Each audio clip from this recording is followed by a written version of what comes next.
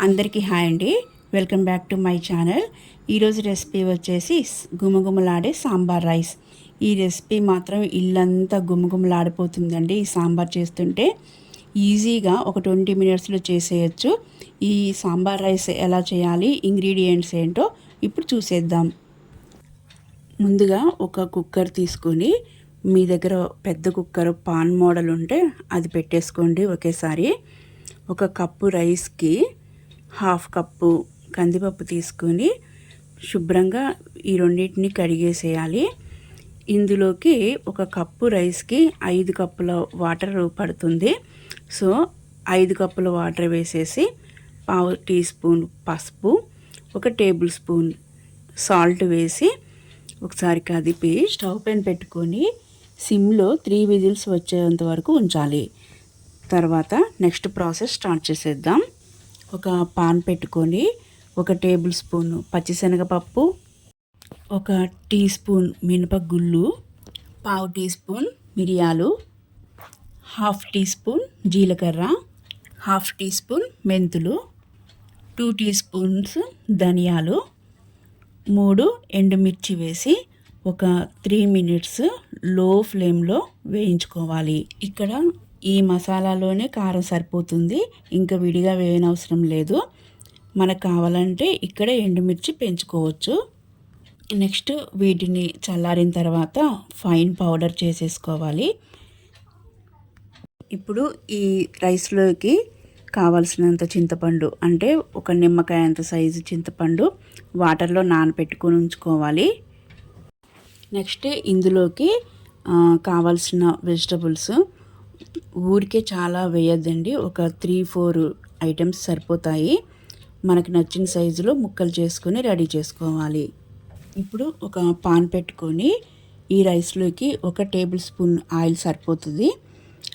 ఈ ఆయిల్ వేసుకున్నాక ఒక పావు టీ స్పూన్ ఆవాలు, పావు టీ స్పూన్ ఇంగువ వేసి ఇది కాస్త వేగిన తర్వాత కాస్త కరివేపాకు కూడా వేసి చిటపట్లాడించాలి.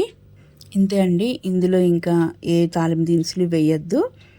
నెక్స్ట్ కొంచెం పెద్దగా కట్ చేసుకున్న ఆనియన్స్ వేసి ఒక 1 మినిట్ వేయించుకోవాలి. ఈ ఆనియన్స్ ప్లేస్లో చిన్నవి మీకు ఆనియన్స్ అవైలబుల్గా ఉంటే అవి వేసుకోవచ్చు.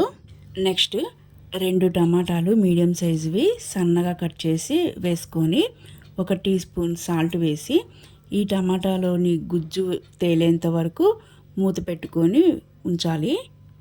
ఇందులోకి బాగా పండిన టమాటాలు అయితే త్వరగానే ఒక 3 మినిట్స్లో గుజ్జులాగా అయిపోయి ఆయిల్ తేలుతుందండి. తర్వాత 1 ములక్కాయ, 1 క్యారెట్, 8 బీన్స్, 3 వంకాయలు మనకి నచ్చిన సైజులో కట్ చేసుకుని ఇందులో వేసేసుకోవాలి. ఇవి 1 మినిట్ అలా వేయించుకున్న తర్వాత ఈ ముక్కలు మునిగేంత వరకు ఒక 1.5 కప్పు లేదా 2 కప్స్ వాటర్ అయినా పడతాయి. ఇవి వేసి ఒకసారి కలిపి మూత పెట్టి ఒక 10 మినిట్స్ ఉడికించుకుంటే సరిపోద్ది. కరెక్ట్గా 10 మినిట్స్ తర్వాత ఒకసారి మూత తీసి ఈ ముక్కలన్నీ బాయిల్ అయింది లేనిది ఒకసారి చెక్ చేసుకోవాలి. ఈ సేమ్ మెజర్మెంట్స్ అయితే మాత్రం ఈ ముక్కలన్నీ 10 మినిట్స్లో బాయిల్ అయిపోతాయండి. నెక్స్ట్ మనం ముందుగా నానబెట్టుకున్న చింతపండు గుజ్జు తీసి 1 కప్పు వేయాలి. నెక్స్ట్ సాంబార్ పౌడరు రెడీ చేసుకున్నాం కదా హోమ్ మేడ్, అది వేసేసి ఒకసారి కలిపి ఇప్పుడు వాటర్ అడ్జస్ట్ చేసుకోవాలి. ఒక 2 కప్స్ అయినా పడతాయి, కొంచెం ఎక్కువే పడతాయండి వాటరు. ఈ వాటర్ కూడా పోసిన తర్వాత ఒకసారి సాల్ట్ చెక్ చేసుకొని సాల్ట్ ఏమైనా పడుతుందేమో చూసి మూత పెట్టి 8 to 10 మినిట్స్ బాయిల్ అవ్వనివ్వాలి. ఇప్పుడు మూత చూస్తే ఆయిల్ పైకి తేలి ఇల్లంతా గుమగుమలాడుతూ సాంబార్ రెడీ అయిపోతుందండి. స్టవ్ ఆఫ్ చేసుకొని కొత్తిమీర వేసేసుకోవడమే. నెక్స్ట్ ఒక పెద్ద డిష్ తీసుకొని ఈ ఉడికించిన రైస్ అందులో వేసేసి ఈ సాంబార్ కూడా అందులో వేసేసేయాలి. అందుకేనండి నేను పెద్ద కుక్కర్ ఏమైనా పాన్ ఉంటే పెట్టుకోమని చెప్పాను. పాన్ అయితే డైరెక్ట్ సాంబార్ అందులోకి వేసేసుకుంటే సరిపోయేది. ఈ రైస్లోకి మనము ఫస్ట్ 1 టేబుల్ స్పూన్ ఆయిలే వేసాము, మీరు గమనించారా? ఇప్పుడు మనకు నచ్చినంత నెయ్యి ఇందులో వేసుకొని సాంబార్ వేసుకుంటే తినేటప్పుడు అదిరిపోతుంది. చూశారు కదా, ఇల్లంతా గుమగుమలాడే ఈ సాంబార్ రైస్ ఎలా చేయాలో ఎంత ఈజీగా చేసుకోవచ్చో మీరు చేసుకుంటారు కదా. నా వీడియో మీకు నచ్చినట్లయితే ప్లీజ్ లైక్ చేయండి, షేర్ చేసి సబ్స్క్రైబ్ చేసుకోండి. Thank you for watching. మరిన్ని వీడియోస్తో మళ్ళీ కలుద్దాం.